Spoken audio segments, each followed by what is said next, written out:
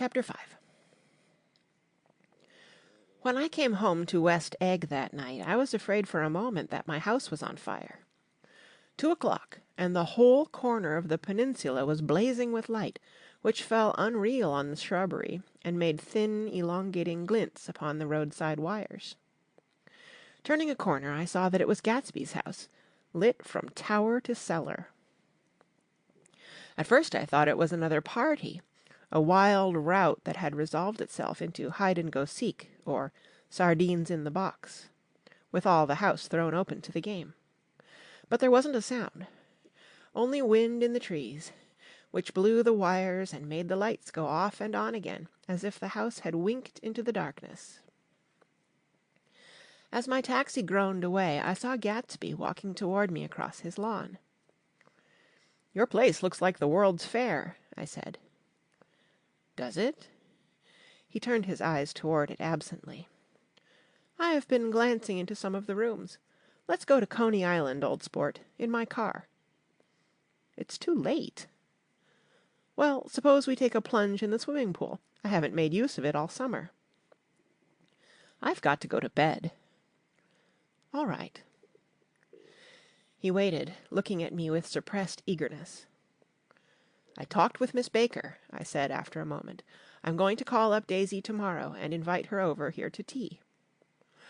"Oh, that's all right," he said carelessly. "I don't want to put you to any trouble." "What day would suit you?" "What day would suit you," he corrected me quickly. "I don't want to put you to any trouble, you see." "How about the day after tomorrow?" He considered for a moment. Then, with reluctance, "I want to get the grass cut," he said. We both looked at the grass. There was a sharp line where my ragged lawn ended, and the darker, well-kept expanse of his began. I suspected that he meant my grass. "There's another little thing," he said uncertainly, and hesitated. "Would you rather put it off for a few days?" I asked. "Oh, it isn't about that. At least—" He fumbled with a series of beginnings. "Why, I thought— Why, look here, old sport. You don't make much money, do you?" "Not very much." This seemed to reassure him, and he continued more confidently. "I thought, if you didn't, if you'll pardon my— You see, I carry on a little business on the side, a sort of sideline, you understand. And I thought that if you don't make very much— You're selling bonds, aren't you, old sport?" "Trying to." "Well, this would interest you. It wouldn't take up much of your time, and you might pick up a nice bit of money. It happens to be a rather confidential sort of thing." I realize now that under different circumstances that conversation might have been one of the crises of my life. But because the offer was obviously and tactlessly for a service to be rendered, I had no choice except to cut him off there. "I've got my hands full," I said. "I'm much obliged, but I couldn't take on any more work." "You wouldn't have to do any business with Wolfsheim." Evidently he thought I was shying away from the connection mentioned at lunch, but I assured him he was wrong. He waited a moment longer, hoping I'd begin a conversation, but I was too absorbed to be responsive, so he went unwillingly home. The evening had made me light-headed and happy.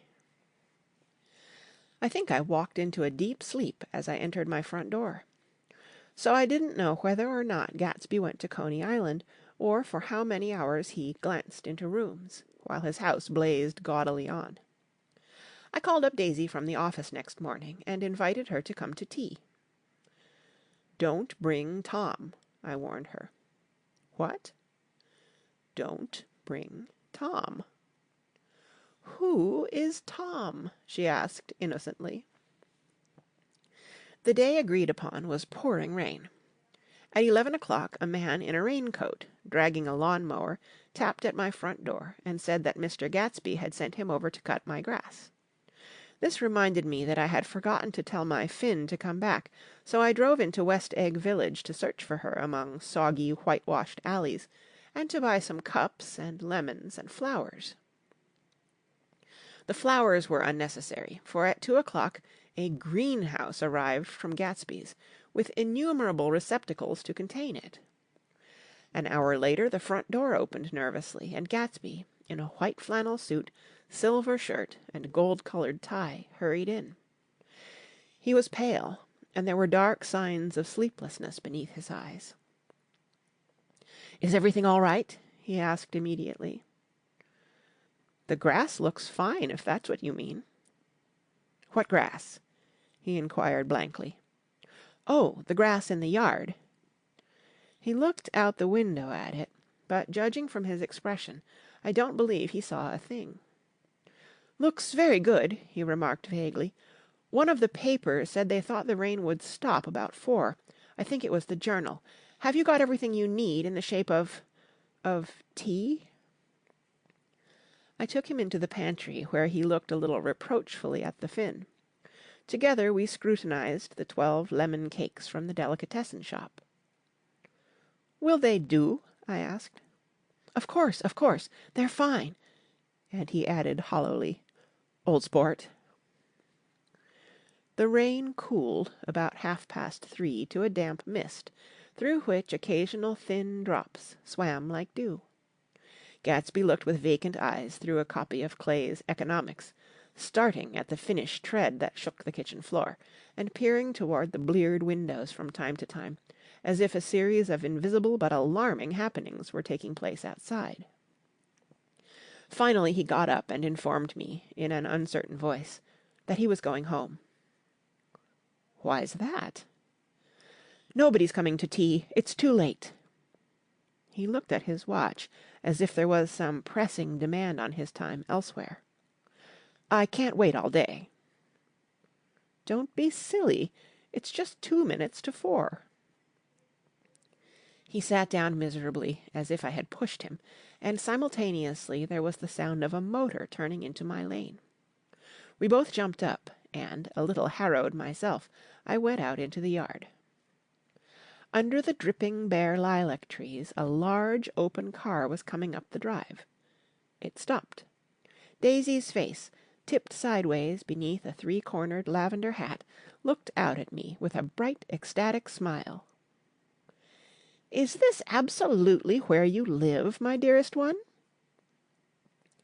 The exhilarating ripple of her voice was a wild tonic in the rain.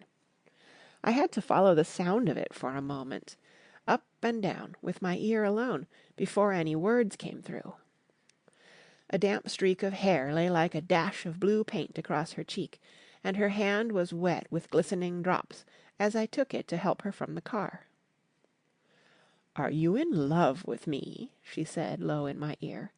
"Or why did I have to come alone?" "That's the secret of Castle Rackrent. Tell your chauffeur to go far away and spend an hour." "Come back in an hour, Ferdy." Then, in a grave murmur, "His name is Ferdy." "Does the gasoline affect his nose?" "I don't think so," she said innocently. "Why?" We went in. To my overwhelming surprise, the living room was deserted. "Well, that's funny," I exclaimed. "What's funny?"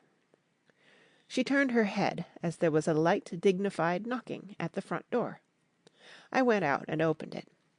Gatsby, pale as death, with his hands plunged like weights in his coat pockets, was standing in a puddle of water, glaring tragically into my eyes. With his hands still in his coat pockets, he stalked by me into the hall, turned sharply as if he were on a wire, and disappeared into the living room. It wasn't a bit funny. Aware of the loud beating of my own heart, I pulled the door to against the increasing rain.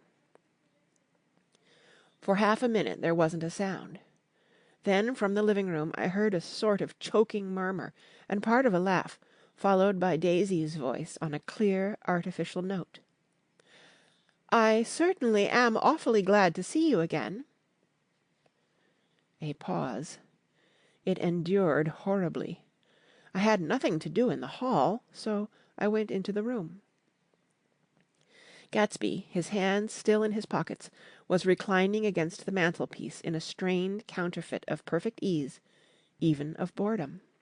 His head leaned back so far that it rested against the face of a defunct mantelpiece clock, and from this position his distraught eyes stared down at Daisy, who was sitting, frightened but graceful, on the edge of a stiff chair.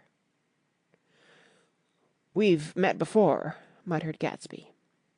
His eyes glanced momentarily at me, and his lips parted with an abortive attempt at a laugh. Luckily the clock took this moment to tilt dangerously at the pressure of his head, whereupon he turned and caught it with trembling fingers and set it back in place. Then he sat down, rigidly, his elbow on the arm of the sofa and his chin in his hand. "I'm sorry about the clock," he said. My own face had now assumed a deep tropical burn. I couldn't muster up a single commonplace out of the 1,000 in my head. "It's an old clock," I told them idiotically. I think we all believed for a moment that it had smashed in pieces on the floor. "We haven't met for many years," said Daisy, her voice as matter-of-fact as it could ever be. 5 years next November." The automatic quality of Gatsby's answer set us all back at least another minute. I had them both on their feet with the desperate suggestion that they help me make tea in the kitchen, when the demoniac Finn brought it in on a tray. Amid the welcome confusion of cups and cakes, a certain physical decency established itself. Gatsby got himself into a shadow and, while Daisy and I talked, looked conscientiously from one to the other of us with tense, unhappy eyes.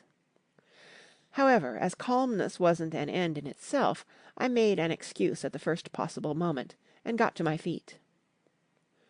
"Where are you going?" demanded Gatsby in immediate alarm. "I'll be back." "I've got to speak to you about something before you go." He followed me wildly into the kitchen, closed the door, and whispered, "Oh, God!" in a miserable way. "What's the matter?" "This is a terrible mistake," he said, shaking his head from side to side. "A terrible, terrible mistake." "You're just embarrassed, that's all." And luckily I added, "Daisy's embarrassed too." "She's embarrassed?" he repeated incredulously. "Just as much as you are." "Don't talk so loud." "You're acting like a little boy," I broke out impatiently. "Not only that, but you're rude. Daisy's sitting in there all alone." He raised his hand to stop my words, looked at me with unforgettable reproach, and, opening the door cautiously, went back into the other room. I walked out the back way, just as Gatsby had when he had made his nervous circuit of the house half an hour before, and ran for a huge black knotted tree, whose massed leaves made a fabric against the rain. Once more it was pouring, and my irregular lawn, well shaved by Gatsby's gardener, abounded in small muddy swamps and prehistoric marshes. There was nothing to look at from under the tree except Gatsby's enormous house, so I stared at it, like Kant at his church steeple, for half an hour. A brewer had built it early in the period craze, a decade before, and there was a story that he'd agreed to pay 5 years' taxes on all the neighbouring cottages if the owners would have their roofs thatched with straw. Perhaps their refusal took the heart out of his plan to found a family. He went into an immediate decline. His children sold his house with the black wreath still on the door. Americans, while occasionally willing to be serfs, have always been obstinate about being peasantry. After half an hour the sun shone again, and the grocer's automobile rounded Gatsby's drive with the raw material for his servant's dinner. I felt sure he wouldn't eat a spoonful. A maid began opening the upper windows of his house, appeared momentarily in each, and, leaning from a large central bay, spat meditatively into the garden. It was time I went back. While the rain continued, it had seemed like the murmur of their voices, rising and swelling a little now and then with gusts of emotion. But in the new silence I felt that silence had fallen within the house, too. I went in, after making every possible noise in the kitchen, short of pushing over the stove, but I don't believe they heard a sound. They were sitting at either end of the couch, looking at each other as if some question had been asked, or was in the air, and every vestige of embarrassment was gone. Daisy's face was smeared with tears, and when I came in she jumped up and began wiping at it with her handkerchief before a mirror. But there was a change in Gatsby that was simply confounding. He literally glowed. Without a word or a gesture of exultation, a new well-being radiated from him and filled the little room. "Oh, hello, old sport," he said, as if he hadn't seen me for years. I thought for a moment he was going to shake hands. "It's stopped raining." "Has it?" When he realized what I was talking about, that there were twinkle bells of sunshine in the room, he smiled like a weather-man, like an ecstatic patron of recurrent light, and repeated the news to Daisy. "What do you think of that? It's stopped raining." "I'm glad, Jay." Her throat, full of aching, grieving beauty, told only of her unexpected joy. "I want you and Daisy to come over to my house," he said. "I'd like to show her around." "You're sure you want me to come?" "Absolutely, old sport." Daisy went upstairs to wash her face. Too late, I thought with humiliation of my towels, while Gatsby and I waited on the lawn. "My house looks well, doesn't it?" he demanded. "See how the whole front of it catches the light." I agreed that it was splendid. "Yes." His eyes went over it, over every arched door and square tower. "It took me just 3 years to earn the money that bought it." "I thought you inherited your money." "I did, old sport," he said automatically. "But I lost most of it in the big panic, the panic of the war." I think he hardly knew what he was saying, for when I asked him what business he was in, he answered, "That's my affair," before he realized that it wasn't the appropriate reply. "Oh, I've been in several things," he corrected himself. "I was in the drug business, and then I was in the oil business. But I'm not in either one now." He looked at me with more attention. "Do you mean you've been thinking over what I proposed the other night?" Before I could answer, Daisy came out of the house, and 2 rows of brass buttons on her dress gleamed in the sunlight. "That huge place there?" she cried, pointing. "Do you like it?" "I love it, but I don't see how you live there all alone." "I keep it always full of interesting people, night and day. People who do interesting things. Celebrated people." Instead of taking the short cut along the Sound, we went down the road and entered by the big postern. With enchanting murmurs, Daisy admired this aspect or that of the feudal silhouette against the sky, admired the gardens, the sparkling odour of jonquils, and the frothy odour of hawthorn and plum blossoms, and the pale gold odour of kiss-me-at-the-gate. It was strange to reach the marble steps and find no stir of bright dresses in and out the door, and hear no sound but bird voices in the trees. And inside, as we wandered through Marie Antoinette music rooms and Restoration salons, I felt that there were guests concealed behind every couch and table, under orders to be breathlessly silent until we had passed through. As Gatsby closed the door of the Merton College Library, I could have sworn I heard the owl-eyed man break into ghostly laughter. We went upstairs, through period bedrooms swathed in rose and lavender silk, and vivid with new flowers, through dressing-rooms and pool-rooms, and bathrooms with sunken baths, intruding into one chamber where a dishevelled man in pyjamas was doing liver exercises on the floor. It was Mr. Klipspringer, the boarder. I had seen him wandering hungrily about the beach that morning. Finally we came to Gatsby's own apartment, a bedroom and a bath, and an Adam study, where we sat down and drank a glass of some chartreuse he took from a cupboard in the wall. He hadn't once ceased looking at Daisy, and I think he revalued everything in his house according to the measure of response it drew from her well-loved eyes. Sometimes, too, he stared around at his possessions in a dazed way, as though in her actual and astounding presence none of it was any longer real. Once he nearly toppled down a flight of stairs. His bedroom was the simplest room of all, except where the dresser was garnished with a toilet set of pure, dull gold. Daisy took the brush with delight and smoothed her hair, whereupon Gatsby sat down and shaded his eyes and began to laugh. "It's the funniest thing, old sport," he said hilariously. "I can't, when I try to." He had passed visibly through 2 states and was entering upon a third. After his embarrassment and his unreasoning joy, he was consumed with wonder at her presence. He had been full of the idea so long, dreamed it right through to the end, waited with his teeth set, so to speak, at an inconceivable pitch of intensity. Now, in the reaction, he was running down like an overwound clock. Recovering himself in a minute, he opened for us 2 hulking patent cabinets, which held his massed suits and dressing-gowns and ties, and his shirts, piled like bricks in stacks a dozen high. "I've got a man in England who buys me clothes. He sends over a selection of things at the beginning of each season, spring and fall."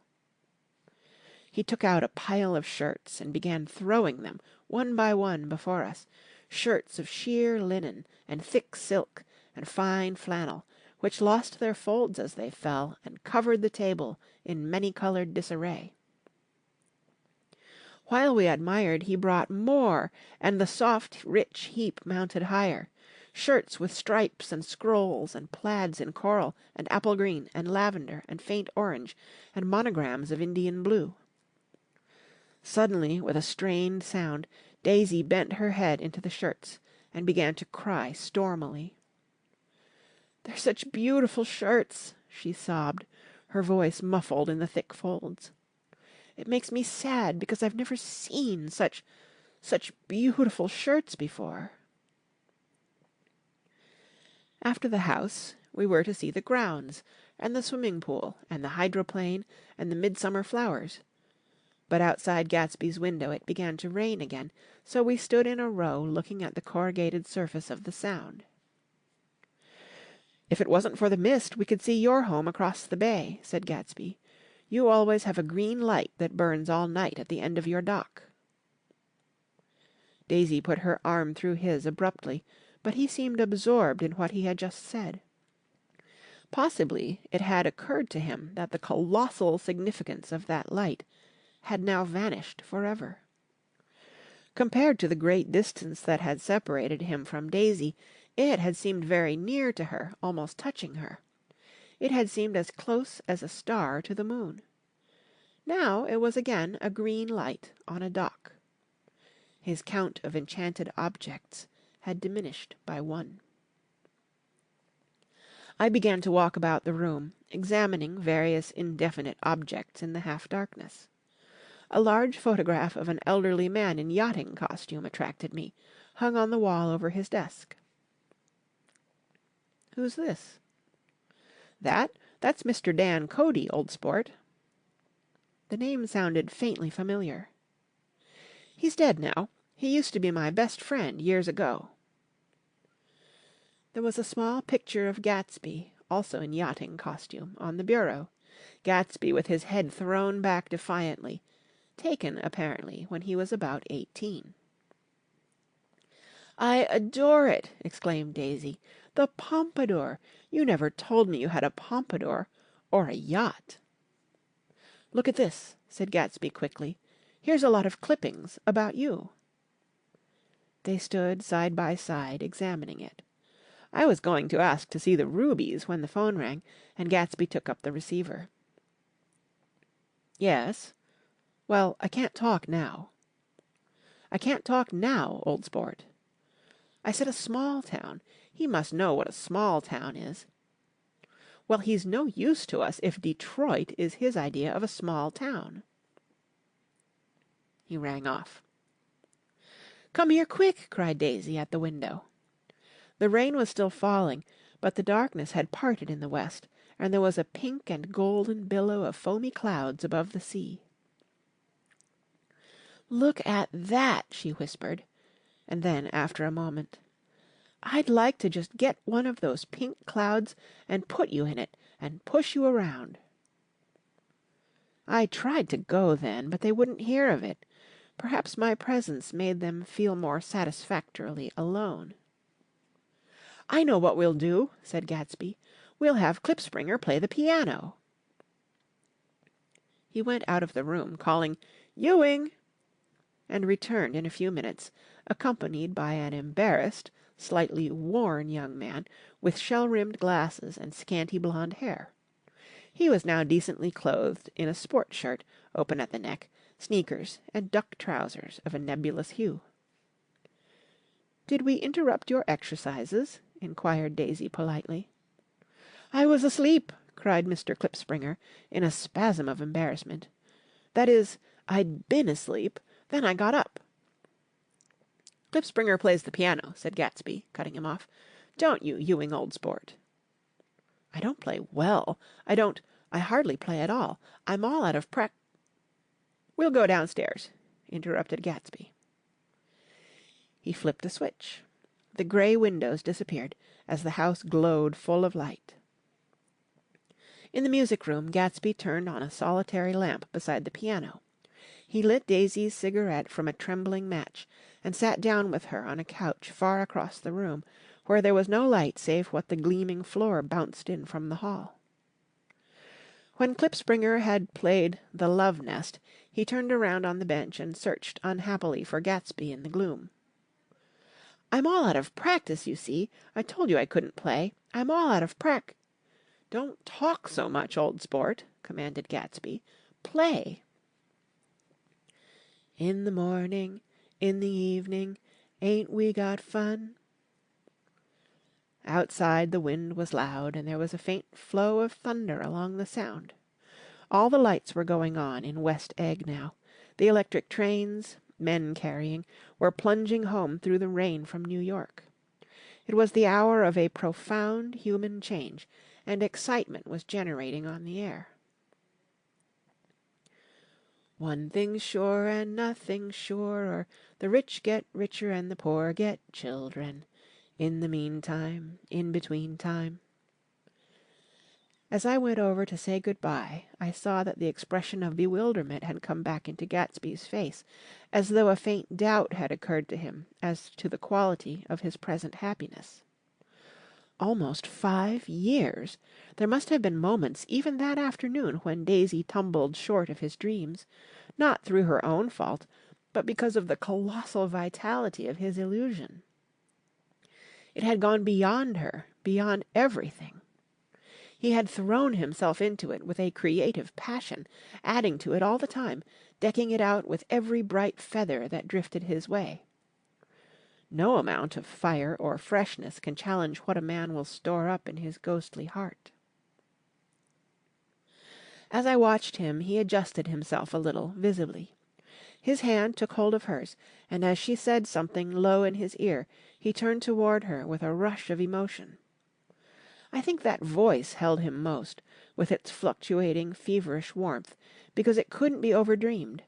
That voice was a deathless song. They had forgotten me, but Daisy glanced up and held out her hand. Gatsby didn't know me now at all. I looked once more at them, and they looked back at me, remotely, possessed by intense life. Then I went out of the room and down the marble steps into the rain, leaving them there together.